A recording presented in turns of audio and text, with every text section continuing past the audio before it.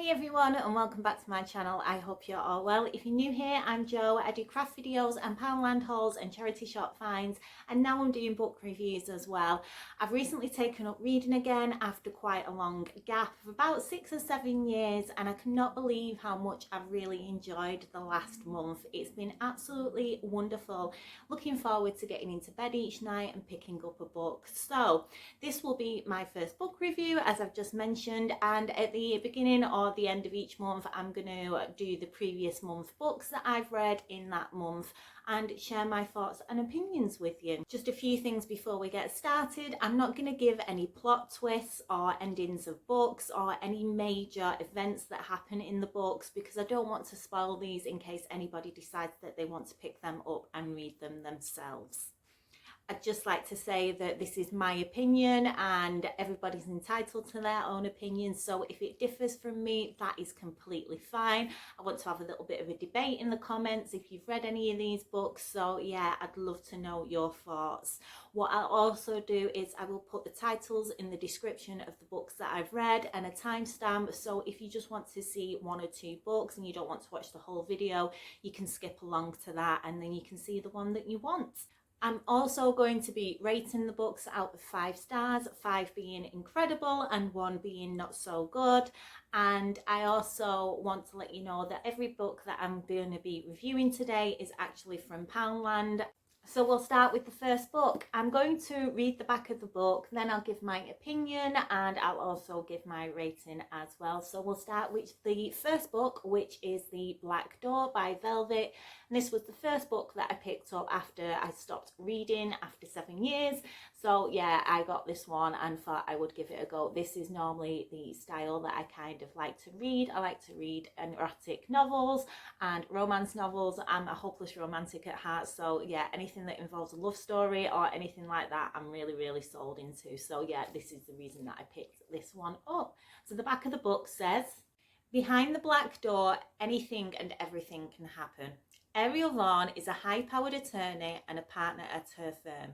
Dating one of the most eligible bachelors in New York City, she's living the high life, but her sex life has hit a low point. Then a hot young escort introduces her to the Black Door Club, and her best friend encourages her to try it out. There she finds a fantasy playground for women full of every obsession and erotic temptation a girl could dream of. Soon she meets a man who taps into her darkest desires, but it's not long before everything she holds dear becomes threatened by this newfound passion. Sounds pretty good. It wasn't. I'm really sorry. I was so disappointed with this book. Now, I was a huge fan of 50 Shades of Grey. I absolutely loved the books. The films, not so much. The films were a bit of a disaster, but the books I really enjoyed. I know they're not absolutely amazingly written, but I enjoyed the story, and yeah, I just thought it was a nice book, a nice trilogy to read. So the reason that this caught my eye is that it says on the front of it, black is much hotter than grey. So obviously that's a reference to 50 Shades of Grey, so I thought, well, I'll give it a go and see what it's like. And yeah, I was highly disappointed in this book, to be honest. But what I will say is this little bit of marketing with the blurb at the bottom definitely did work on me, and I'm sure I'm not the only one who picked this up because of what it says at the bottom. So I thought I'd give it a go. So to say I wasn't a fan of this book was an understatement. The idea of the story was an interesting concept, and I've just wished that it wasn't so badly written, because it could have been so much more than it actually was. The characters were really difficult to relate to, and in some cases I found them quite annoying. I found that I didn't care enough about them, so I didn't want to carry on reading the book, and I realised this about halfway through. Lots of basic observation things that didn't need to be mentioned, especially in the sex scenes. It was like paint by numbers, and yeah, I found it really difficult to read and very predictable as well, except from the end. The end tried to be really clever, and it just ended up being too convenient to finish it the way that it finished. Now, like I said, this is part of a 4-book series. This is the first one, and I do have the third and fourth one as well. I don't have the second one. I couldn't pick it up in Poundland. but I don't know if I'm going to read them, to be honest. So if you have read these before, let me know in the comments below if it's worth continuing to read it and finish it off. I'm one of them people that once I start a book or a book series, depending on even if I like it or not, I still read it just to get to the end of it so I know how it finished. The next 3 books could be absolutely amazing, but from the first book I was highly disappointed. So yeah, it's up to you if you want to give it a read or not, and let me know, like I said, if you have and what you thought. This book was written before 50 Shades of Grey, so a lot of people compare the two together, and actually this was out before, so really 50 Shades of Grey should be compared to this. But yeah, out of the two, I have to say that 50 Shades is much better than this up to now, but it could completely change. There are another 3 books, but yeah, I just wish the characters were a bit more relatable, and the main character I really didn't care for. So yeah, we'll just have to see what happens with the other 3 books.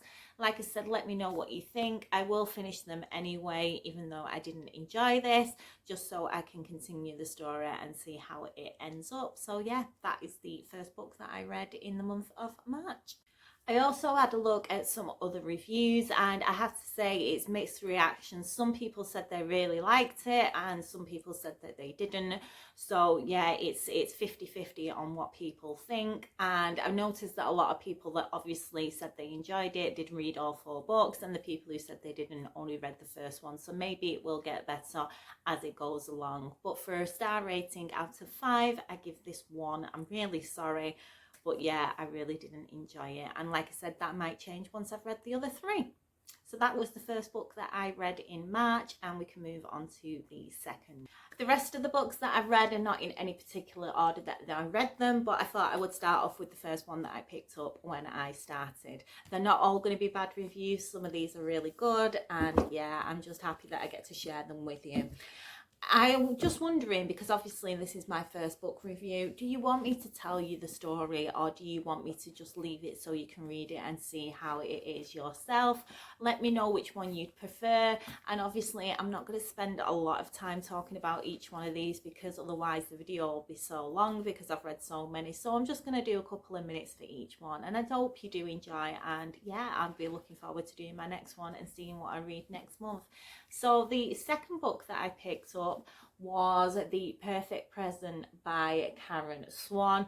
Now, this, oh, right, let me read the back. Just bear with me 1 second. Okay, so the back reads, haunted by a past she can't escape, Laura Cunningham desires nothing more than to keep her world small and precious. Her quiet relationship and growing jewellery business are all she needs to get by. Until the December day when Rob Blake walks into her studio and commissions a necklace that will tell his enigmatic wife Kat's life in charms. As Laura interviews Kat's family's friends and former lovers, she steps out of her life into theirs, a glamorous world where weekends are spent in February, which I believe is in Switzerland. I had to look it up, I had no idea, I'd never heard of it before in my life. And the air is lavender scented, where friends are wild, extravagant and jealous, and a big love has to compete with grand passions. Hearts are opened, secrets revealed, and as the necklace begins to fill up with trinkets, Kat's intoxicating life envelops Laura's own. By the time she has to identify the final charm, Laura's metamorphosis is almost complete, but the last story left to tell has the power to change all of their lives forever. And Laura is forced to choose between who she really is and who she wants to be. So this was one of my favourite books that I read in the month of March. I absolutely loved this, and from the first page to the last I was completely hooked.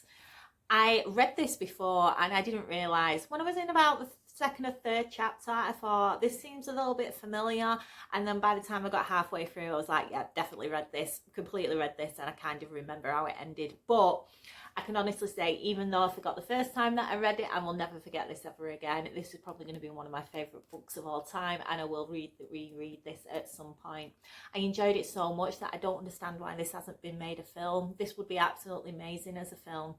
And I had to Google it to see if I could find it, and from what I can tell, there isn't a film about this, which is a shame, because this would have been really, really good. And seeing that it's kind of revolved around Christmas. The Christmas present for Kat, the charm bracelet, the charm necklace, sorry, is a Christmas present. So it's kind of round about Christmas, but it's not overly Christmassy, so it's something that you could read any time of the year. I want to say that the backdrop of this story is absolutely beautiful, and the personalities of the characters are interesting and intriguing, and there's such a good dynamic between the group of friends, especially when they go skiing in Switzerland.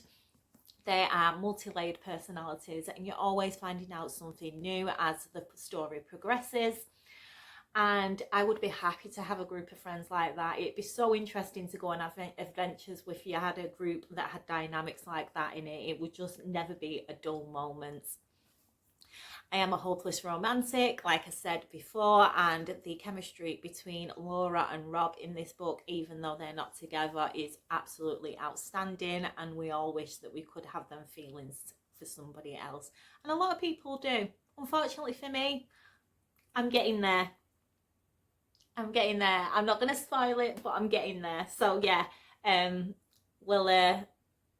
I can't concentrate now because I'm thinking of something. But yeah, we all hope to have love like that one day. And yeah, there is a special somebody just kind of come into my life. So yeah, we'll watch this space for that one. The end of this book was phenomenal. I have mentioned that I took about 45 minutes in a previous video to read the end of this book because I couldn't stop crying. I could only read about 2 words at a time, and then my eyes were just full of tears, and I had to stop and then pick it up.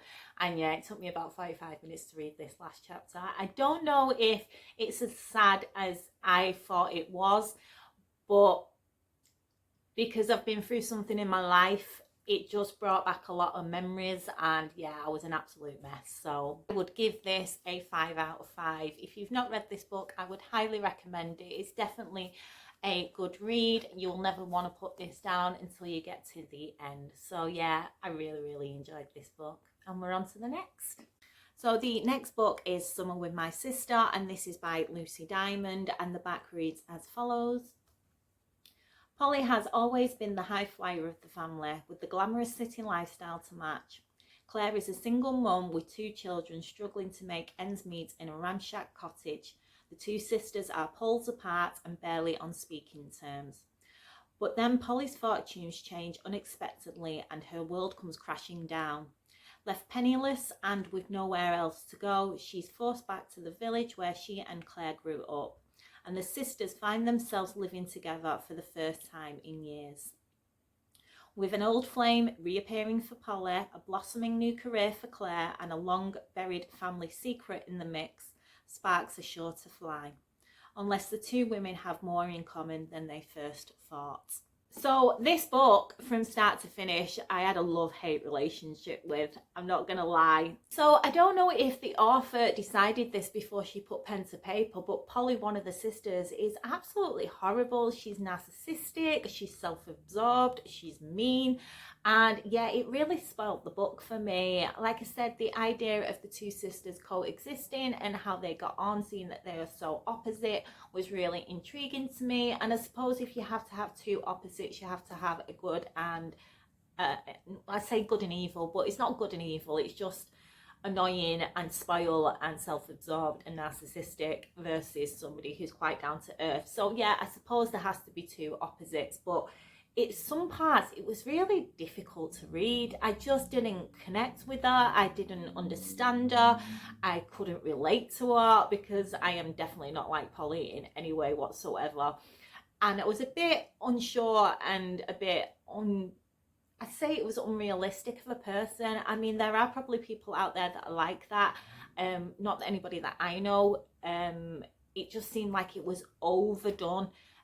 Just to get a point across of what she was like. And I mean, she does change throughout the book. There is obviously character growth and a character arc, and for me, I just couldn't get over the stuff that she'd said and done at the beginning of the book. So it never came round to being a full moment of, oh, this is, you know, she's this now, she's that now. And yeah, it just didn't really do anything for me, that part of the book. But the other part was really good, and I did finish it, and you'll be surprised. I'm going to give this 3 out of 5. It was an enjoyable story. Like I said, I just couldn't relate to Polly whatsoever. She was like a mean girl in high school that never grew up, and yeah, I didn't get on well with her. So if you have read this, I'd love to know your opinion of what you think of Polly and what you think of the story as well. But I'd still give this a read, even though that annoyed me, because the rest of it was actually rather good and the story was interesting. So yeah, that's that book. So the next book is Free Food for Millionaires by Min Jin Lee. And the back of the book reads as follows. Cassie Hand's year at Preston has given her a refined diction, an enviable golf handicap, a popular white boyfriend, and a degree in economics, but no job and a number of bad habits. The elder daughter of working class Korean immigrants, Cassie inhabits a New York a world away from that of her parents. As Cassie navigates an uneven course of small triumphs and spectacular failures, a clash of values, ideas, and ambition plays out against the colourful backdrop of New York society. Its many layers, shades, and divides. Now, this book is probably the biggest book that I've ever read, and I was absolutely amazed with this book. So the book is centered around Cassie, who is the main character, and then there's her sister and her mother and father.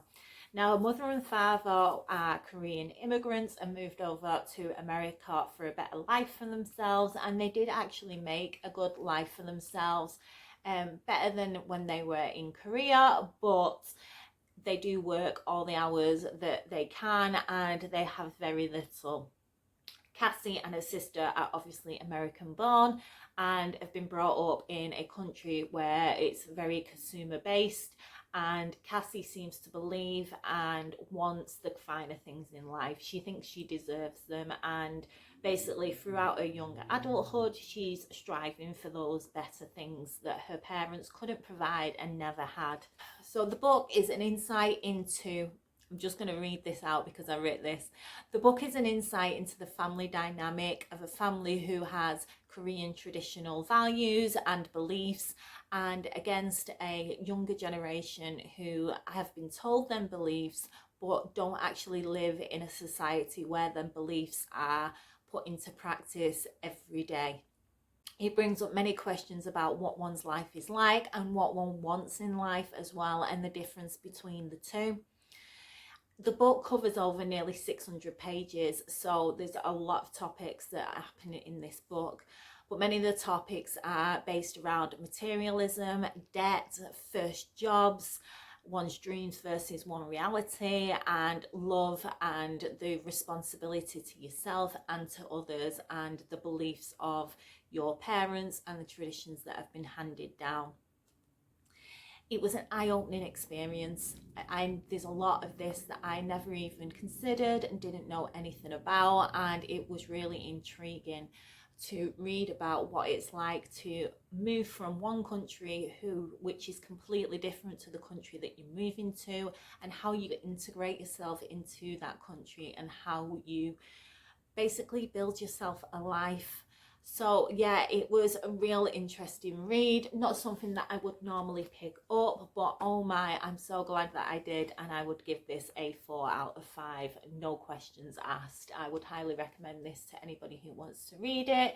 I don't know why I didn't give it a 5 out of 5, but yeah, it probably because I enjoyed it, but I didn't enjoy it as much as The Perfect Present by Karen Swan, so I gave that a 5, so I gave this one less. But yeah, I still really enjoyed this, and it did not feel like nearly 600 pages of a book. It flew by quite quick, and yeah, I really enjoyed getting into bed and picking this up every night that I was reading it. So yeah, if you've read this, let me know what you think. Like I said, it was eye-opening, and I actually think I might try and find some more books like this and read a little bit more into it. So yeah, I did enjoy this one.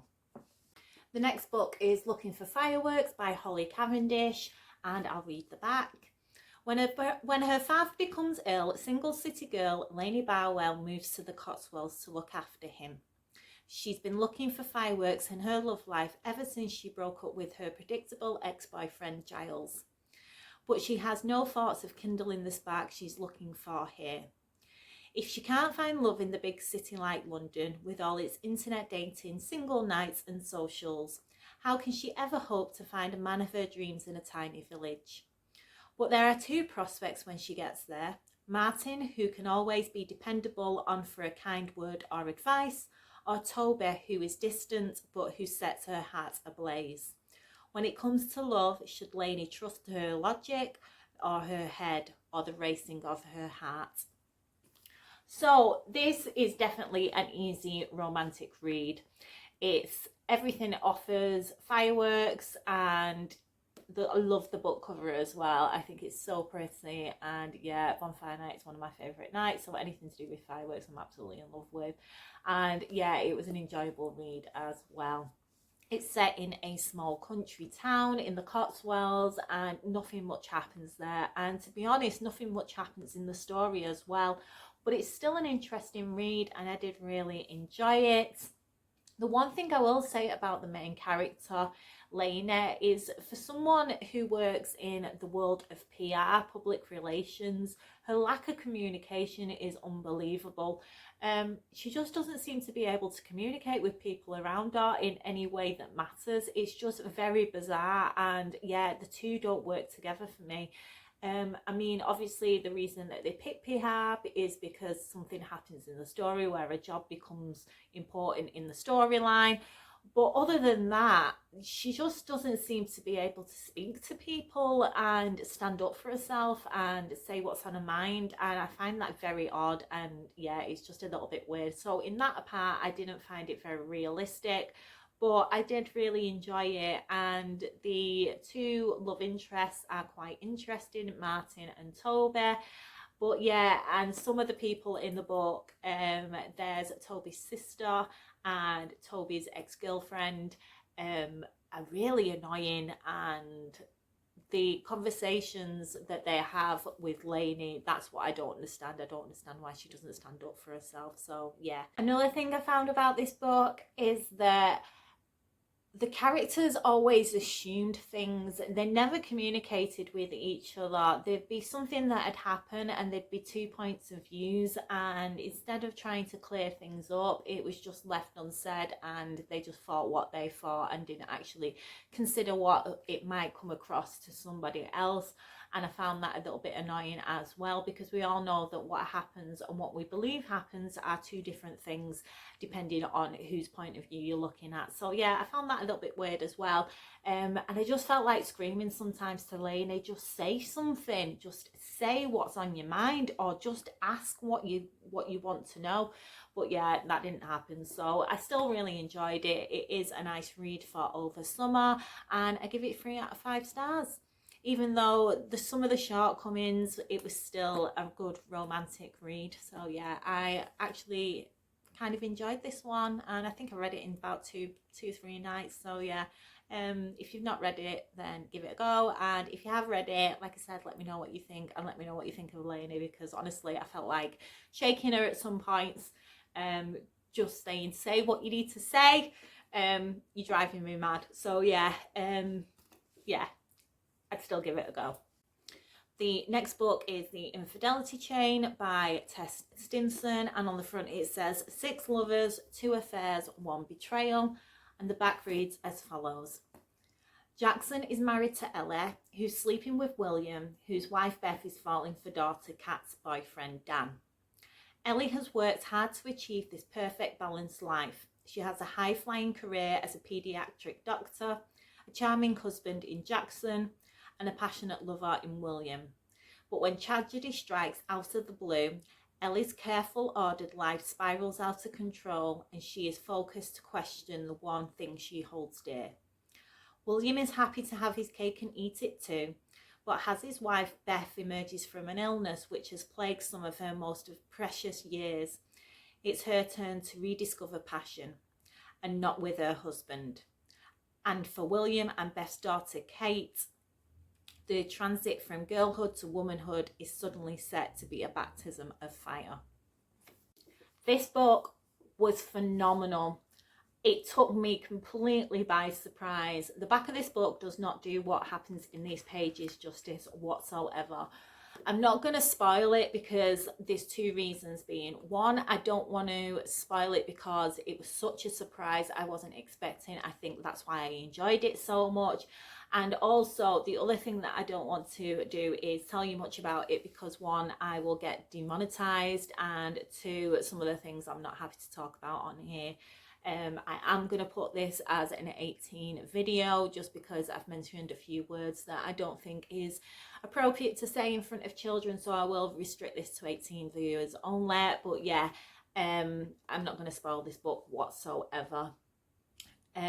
It was a roller coaster, I'm not gonna lie. From the first chapter and the second chapter, the last line in the first and second chapter, I was like, oh, I wasn't expecting that. That's a bit of a shock. And I knew it was going to be up and down, and I was happy to jump on board. And when it was good, put my hands up in the air and scream and enjoy myself. And then when it was quite dark and a bit intense, I was holding on for dear life. So yeah, definitely a roller coaster, and I would highly recommend this to anyone. What I will say is each of the chapters are named by the person whose point of view of the story we're reading, and there are parts where you will end up reading sections that have already been read but from a different point of view. It starts off at the beginning that it doesn't happen quite often, and as we get towards the end of the book, there are large sections that you get to reread again. And I did have a look at some reviews, and a few people have said that that was quite annoying, because it was just the same thing reread. But for me, it didn't really bother me. I just really wanted to know what happened next, so I didn't really pay much attention to that. But yeah, I read this in 2 nights. I would have read it in 1 if I possibly could, but I needed to sleep in between. And yeah, I just really enjoyed this. I know that when I showed this in one of my haul videos, a few people said that this seemed to be the kind of book that they were interested in, and I would say if this does pique your interest, I would definitely read it. It is probably my favourite book that I read last month, and seeing that I wasn't really expecting much from it, I just thought, yeah, I'd give this a go. It was the blurb at the front that made me buy it, the 6 lovers, 2 affairs and 1 betrayal. I thought it sounded quite interesting, and yeah, it was fantastic. I can't really say much more about it. It's 5 stars, and I hope you enjoy it too if you read it. And if you do, please let me know what you think. I would love to be able to talk to somebody about this book. I'm definitely going to reread it, and I'm going to reread it soon. I might not read it this month, but I might read it the month after and give it another go, because I know that I'll find things in it that I missed and didn't really compute as I was reading it, because I was reading it so quick. But yeah, I will definitely give this a go, and I'm going to see what else Tess has written as well, because if anything like this, then I will definitely enjoy it. So yeah, I think I found a new author that I like, and I'm going to see what else she has, and I'll let you know if I read any and if it's as good as this. So yeah, that's the Infidelity Chain by Tess Stimson.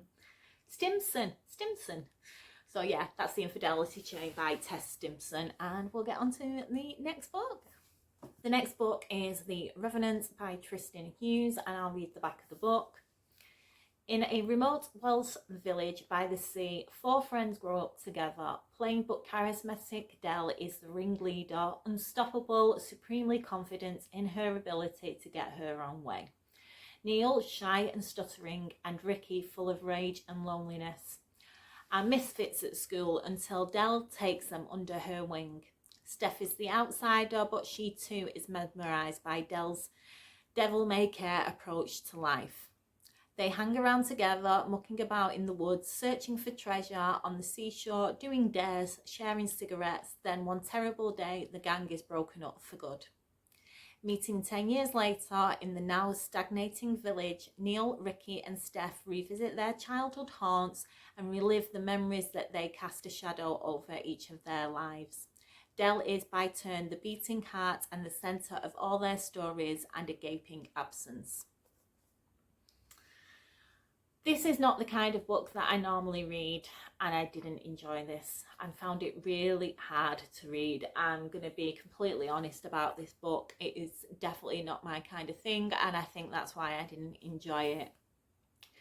But I was running out of choices at Poundland when I went in, so I picked it up and I thought I would give it a go. It was really difficult to read.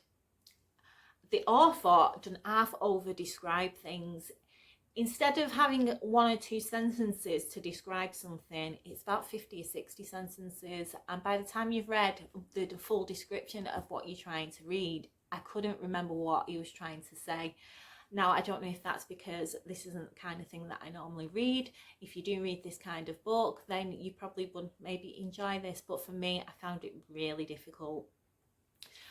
The chapters are again done by title, like the Infidelity chain, which I kind of like because then you're getting that point of view. But what I will say about this book is that it's split over two timelines, one where there are children and one when they come back as adults to the village. There is no clear indication between which one you are reading. So I found that I'd read 3 pages and I was like, is this the kids or is this the adults? And I couldn't quite grasp sometimes which bit we were reading, which timeline we were in, which was just a bit of a shame, which just confused me even more. So yeah, I did finish the whole book. One thing that I did like at the start was it was showing you some of the things that the kids used to get up to as children, and I was like, oh, this is really nice. And it made me think back to when I was a child and going out and climbing trees and, you know, messing around by the river and doing all the things that I did when I was growing up. But it was short-lived because then I realised quite quickly that I had nothing in common with any of these kids. They were actually quite naughty. So yeah, I was a bit like, no, but it was nice for the short time that it, you know, brought back some memories and I enjoyed that a little bit. But yeah, I suppose it's hard growing up in a place where there is nothing for children. You get up to all sorts, but even so, I wouldn't have done half the things that these kids did in this book. There's just no way. My parents would have killed me if they found out that I'd done half of this stuff. So yeah, it was very short-lived, that part of the book. Like I said, I wasn't a huge fan of it, but you know, maybe if you do like this kind of book, then you will enjoy it. There was a plot twist and I figured it out before we even got anywhere near it. I knew what was going to happen. I guessed it. It was predictable. So yeah, I would give this a 3 out of 5 just because I haven't got anything to compare it to. It's literary fiction and it's just not the sort of thing that I would normally read. For me, trying to be too clever. I want a book. For me, it's trying to be too clever, or maybe it is clever and I just don't understand it. I like something that I can read from front to back and know exactly what's going on all the way through it. This brings up too many questions of what you're trying to think it is and what you're trying to understand and take from it, and that's not my kind of book. And if it is yours, then fair enough. I hope you enjoyed this book. Let me know if you did. And yeah, that's The Revenant by Tristan Hughes. The second to last book is The Foster Husband by Wright, and I will read the back of the book. Kate left her seaside hometown of Lyme Regis for the bright lights of London when she was 18 and never looked back. She had it all, the glamorous career, the lovely townhouse, the gorgeous husband, but now she's back unemployed, separated and holed up in her dead granny's bungalow. Worse still, she's forced to share the bungalow with Ben, the clueless and domestically challenged fiancé of her bossy sister Prue. Ben is a man in need of simple instruction and Kate is a woman in need of a project. So she decides to train Ben, her foster husband, as a selfless pre-wedding gift to her sister, but Kate may still have a lesson of her own to learn. So I actually quite enjoyed this book, which I was quite surprised about. It was all right in parts, to be honest. I really like the concept of her training her sister's fiance to be more domesticated around the house as a present, as a wedding present for her. But to be honest, it's such a small part of this story. You spend an awful lot of time finding out about Kate's life, her career, her husband, you know, things like that, her relationship between her and her sister and her mum and dad. And yeah, it wasn't really what I was expecting. I would have much preferred it if it was more like a how-to guide on how to train somebody to be better domestically for somebody else. Very tongue-in-cheek, obviously over the top, over exaggerated. I think that would actually be quite an interesting book, and there probably is something like that out there, but this isn't that. I wouldn't expect it to be a serious book because I'm not too sure how I feel about the idea of that. I mean, how would you feel Like, I'd love to know your thoughts in the comment. Would you prefer to have somebody who you're marrying move in and you get them exactly as they are, warts and all, or would you want somebody to move in who you're getting married to that's been influenced from somebody else on how they should act around you and the house? So I'm a bit not too sure about that. I think I'd rather just take the person that I'm going to spend the rest of my life with, and that's how they are. I wouldn't want to change that. I'm with that person because of who they are and how they are, not for what they could be. And yeah, I'm a bit unsure about that. So yeah, not a lot of that in the book, but there were some bits in it. I found it quite funny at times. I found myself giggling out loud at certain parts, and yeah, it was an alright read. The thing that I will say is that Kate is quite selfish. I mean, she says that she's doing this selfless act of training her sister's husband for her sister, but actually she's doing it as a project for herself. So yeah, it comes across quite selfish in some parts of this book, but yeah, I still really enjoyed it, and like I said, I did find it quite funny. It's not a serious read, and if you enjoy this kind of thing, then you'll probably enjoy this. Probably a good book to read over summer while you're sunbathing out in the sun. But yeah, I'd give it a 2 out of 5, to be honest. If it had had more of the training in it, I would definitely have given it a lot more. But yeah, I think I read it in 3 nights, and yeah, it is what it is. And the last book is Amy and Matthew by Camille McGovern. And there isn't a lot on the back, but I'll read what there is. It says, "This is a story of Amy and Matthew. It's about being different. It's about feeling alone. It's about finding each other. It's about falling in love." So it doesn't tell you a lot about what's in this book. And obviously the only thing that you know is that it's about a love story of Amy and Matthew, and it's set in the last year of high school and the first couple of years of college, and it's all about their relationship with each other, obviously as friends, and how they fall in love. And yeah, it was a really interesting read. I didn't know what I was going to expect. I didn't know what I was getting because, like I said, there's nothing on the back of the book. But what I will tell you is that Amy has cerebral palsy and Matthew has OCD. So it's about how they interact with each other and the life that they share with each other, and their friendships and relationships with their parents as well. It's a very coming of age kind of book. It has their trials, their tribulations, how they start from being a child to being a young adult, and obviously the struggles that they face with the conditions that they both have. What I'll say is that I took 2 days to read this book. It was another book that I wish I could have read in one night, but again, we need sleep and we need to do other things and eat and all sorts of things like that. So yeah, it took 2 nights to read. You just wanted to know what was going to happen next, and there were quite a lot of twists and turns that I did not guess and was not expecting, and it was a complete and utter shock. What I will say is that some of the characters are quite selfish. I'm not going to tell you which one because I don't want to spoil it, but I was absolutely shocked at how that person treated the other person, and yeah, it was a bit like, oh wow, I wasn't expecting that, and yeah, it came out of the blue. I will say that I was very shocked at Amy's mother, the way that she behaved towards Amy, how she had little disregard for any of her happiness whatsoever, and yeah, how overbearing and protective she was. Now, I can't comment really, as obviously I do not have children, so I don't know how overbearing and protective I will be when I have children, if I ever have children. But yeah, I found it very overbearing and a little bit sad in some places. So I mean, I don't know what I'd be like if like I said, if I had children, how overbearing I would be. But to have a child that needs extra help, then obviously I would assume that you would probably be more overbearing and more protective of that child. So yeah, some of the things that her mum does that I was like, ooh, that's a bit naughty.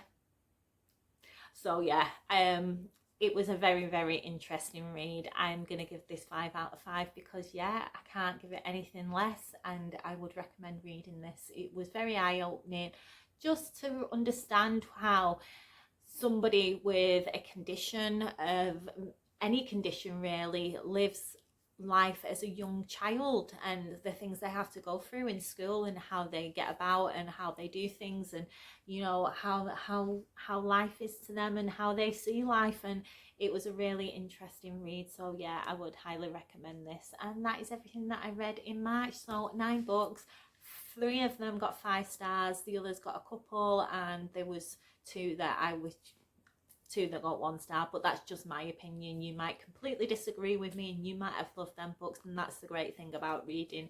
It's your own interpretation and it's your own voice and opinion that you have, and it may differ to everybody else. But yeah, I'd love to have some conversations in the comments about what you think if you've read any of these books.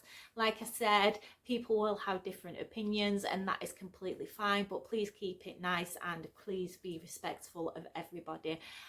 If there's any nasty comments about anything, then I will delete them. But yeah, other than that, I hope you've enjoyed. Like I said, it's my first ever book review. I didn't want to do too much on each book because I knew it would probably be quite a long video. But let me know if you would prefer a longer video and me to go in more in depth with the books about the characters and about the story, or if you just want me to leave it quite brief, let you know if I liked it or not, and then you can read it and I won't spoil anything for you. So I hope you've enjoyed. I will do another one of these, like I said, for the month of April, and I'm looking forward to deciding what I'm going to read. I picked up a few books the other day from Poundland. I think I picked up 6. So I've got quite a few, and the charity shop's open on the 12th, so it means I can go around and get some more books as well. So yeah, I hope you enjoyed, and I will see you on Thursday for a Poundland haul, and then I'll be back on Monday with my next craft video. So till then, take care, have a wonderful couple of days. I will see you on Thursday. Bye for now. I love you guys loads.